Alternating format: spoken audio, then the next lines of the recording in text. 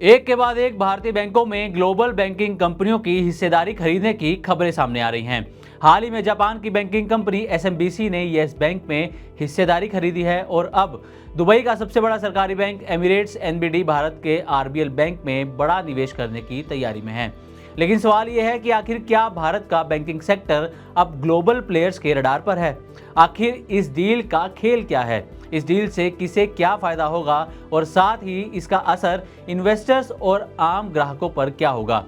तो चलिए मनी 9 की इस वीडियो में इस पूरी डील पर विस्तार से चर्चा करते हैं और सबसे पहले जानते हैं कि पूरी डील है क्या। तो एमिरेट्स एनबीडी दुबई का सरकारी बैंक है जो आरबीएल बैंक में 15 से 20% हिस्सेदारी खरीदने की प्लानिंग में है। ये जो निवेश होगा वो प्रेफरेंशियल अलॉटमेंट के जरिए किया जाएगा और ये जो रकम होगी, जो पूंजी होगी, वो सीधे आरबीएल बैंक को मिलेगी। इस डील से आरबीएल बैंक को करीब 3,166 करोड़ रुपए मिलने की जो खबर है वो सामने आ रही है। ये डील बिल्कुल वैसी ही होगी जैसे एसएमबीसी और येस बैंक में हाल ही में हुई थी। अब एमिरेट्स एनबीडी, इसकी भारत में क्या प्लानिंग है, भारत की कंपनियों में या भारत के बैंकिंग सेक्टर में निवेश को लेकर, तो इस पर भी एक नज़र डाल लेते हैं। दरअसल भारत में एमिरेट्स एनबीडी का फोकस मजबूत बैंकों में निवेश करने पर है, ना कि एनबीएफसीज पर। बैंक ने 2023 में, यानी कि जो एमिरेट्स एनबीडी है, इसने 2023 में आईडीबीआई बैंक खरीदने की कोशिश की थी। हालांकि ये डील पूरी नहीं हो सकी थी और अब इसका जो फोकस है वो आरबीएल बैंक पर है। आरबीआई ने भी मई 2025 में एमिरेट्स एनबीडी को मंजूरी दी थी और ये जो मंजूरी थी, ये अनुमति थी, वो भारत में होली ओन्ड सब्सिडरी के लिए दी गई थी। अब आरबीएल बैंक की मौजूदा स्थिति क्या है? हमने एमिरेट्स एनबीडी की बात कर ली कि भारत में निवेश को लेकर क्या प्लानिंग है। अब बात करते हैं आरबीएल बैंक की मौजूदा स्थिति और रिस्क को लेकर। तो RBL bank pan India operation करता है। क्रेडिट कार्ड और माइक्रो फाइनेंस में बैंक का खास फोकस है, लेकिन इसमें साइक्लिक रिस्क होता है जो इस वक्त देखने को मिल रहा है, क्योंकि मार्च 2025 में बैंक का मुनाफा 68.7 करोड़ रुपए रहा है, जो कि पिछली तिमाही से 80% कम है। इसके नेट इंटरेस्ट इनकम की बात करें तो उसमें 2.3% की गिरावट देखने को मिली है। साथ ही बैंक की एसेट क्वालिटी भी कमज़ोर नजर आई है। हालांकि अदर इनकम की बात करें तो ये 1000 करोड़ रही है, जो उम्मीद से बेहतर थी। मोतीलाल ओसवाल ब्रोकरेज फर्म के मुताबिक बैंक की स्थिति FY26 से बेहतर होने की उम्मीद है, यानी कि इस साल से जो आरबीएल बैंक है उसकी स्थिति बेहतर हो सकती है, ऐसा मोतीलाल ओसवाल का मानना है। अब आरबीएल बैंक में फिलहाल किसके पास कितना हिस्सा है ये भी जान लेते हैं। तो आरबीएल बैंक, पहले आपको बता दें कि ये पूरी तरह से पब्लिकली ओन्ड बैंक है, जिसमें कोई प्रमोटर नहीं है। बैंक के कुछ प्रमुख हिस्सेदार हैं, जिसमें क्वांट म्यूचुअल फंड, इसकी हिस्सेदारी 6.65% है। निप्पॉन लाइफ इंडिया 3.11% हिस्सेदारी है। महिंद्रा एंड महिंद्रा 3.48%। ज़ीरोधा जो निखिल कामत हैं उनकी 1.24%। एलआईसी की 1.19% और आईसीआईसीआई प्रूडेंशियल की 1.06% हिस्सेदारी आरबीएल बैंक में है।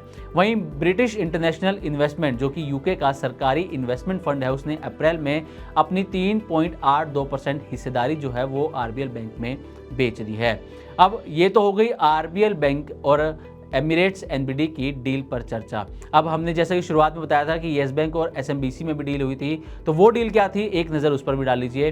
तो एसएमबीसी जो है वो जापान की दिग्गज बैंकिंग कंपनी है, जिसने येस बैंक में 13,000 करोड़ रुपए निवेश किए थे और इस 13,000 करोड़ में उसे 20% हिस्सेदारी मिली थी येस बैंक की। लेकिन खबरें ये भी निकलकर सामने आई कि एसएमबीसी 30,000 करोड़ रुपए और निवेश करने की तैयारी में है और 30,000 करोड़ से एसएमबीसी की जो बैंक में हिस्सेदारी होगी वो बढ़कर 51% तक हो सकती है, ऐसा कई मीडिया रिपोर्ट्स में दावा किया गया था। अब भारत में विदेशी निवेश का रुझान कैसे बढ़ रहा है ये भी जान लीजिए। तो एमिरेट्स एनबीडी और येस बैंक, ये जो डील है ये वेस्ट एशिया से भारतीय बैंकों में दूसरी बड़ी डील हो सकती है, अगर ये डील होती है तो। इससे पहले अप्रैल में अबू धाबी इन्वेस्टमेंट अथॉरिटी यानी कि ADIA और वारबर्ग पिंकस ने 7,500 करोड़ का निवेश किया था IDFC फर्स्ट बैंक में। आरबीआई भी अब विदेशी बैंकों को भारतीय मार्केट में बेटर एंट्री करने की अनुमति दे रहा है। अब सबसे बड़ी बात कि निवेशकों के लिए क्या संकेत है, निवेशकों को क्या करना चाहिए। तो ये डील लॉन्ग टर्म में जो आरबीएल बैंक है उसके ग्रोथ ट्रैक को मजबूत कर सकती है। निवेशकों को ध्यान ये देना होगा कि ये डील कब तक फाइनल होती है और तब तक उसके शेयर पर भी नज़र बनाकर रखने की ज़रूरत है। शेयर की अभी भी वैल्यूएशन जो है वो अट्रैक्टिव है, हालांकि लोन क्वालिटी और मुनाफे में गिरावट जैसे रिस्क बरकरार हैं।